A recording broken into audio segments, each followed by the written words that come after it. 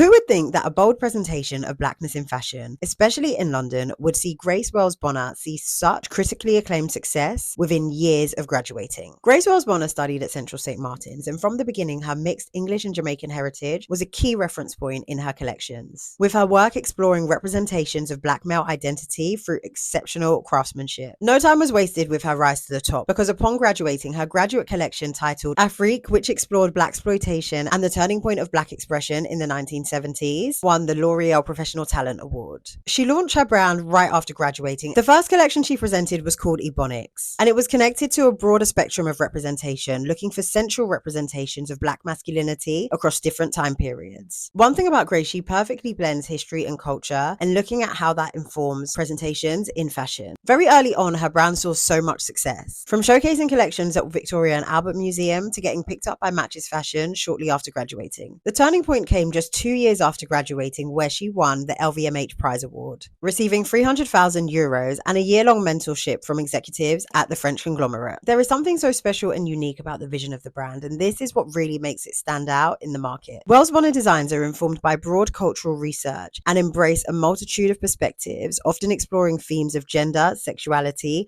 race, of course, and politics. It showcases a unique blend of cultural luxury, infusing both her European heritage and Afro-Atlantic spirit. As a standalone, the brand is amazing, but as a collaborator, oh my goodness, Wells Bonner collaborations. She was invited by Maria Grazia Chiuri to collaborate at Dior, working on their 2020 resort collection. And from 2020 and beyond, she's been in a multi-year partnership with Adidas. One can really credit the Wells Bonner and Adidas collaboration for the reason why there has been a significant resurgence and demand for Adidas sneakers today. Through the collaborative collection, she has reinterpreted iconic Adidas pieces through her considered lens, with a key source of inspiration being British Jamaican communities in the 1970s and 80s. And she's perfectly presented newness in the nostalgia. The Wells Bonner brand started off with menswear, but of course now there is a women's wear offering. She presented her first standalone women's wear collection for Fall Winter 25 and presented this as a lookbook. The collection explores the boundaries of femininity, and her intention was to capture the complexities of feminine beauty while designing for women in a non-binary way. Grace is considered one of the most important fashion designers of today, and with collections built upon a thesis of the global visual and intellectual experience of black culture, it is no surprise that her pieces will be featured in this year's Met Costume Institute exhibition, Superfine Tailoring Black Style. When I think of Grace Wells Bonner, especially the way in which she communicates and presents fashion, I just don't see her as a fashion designer.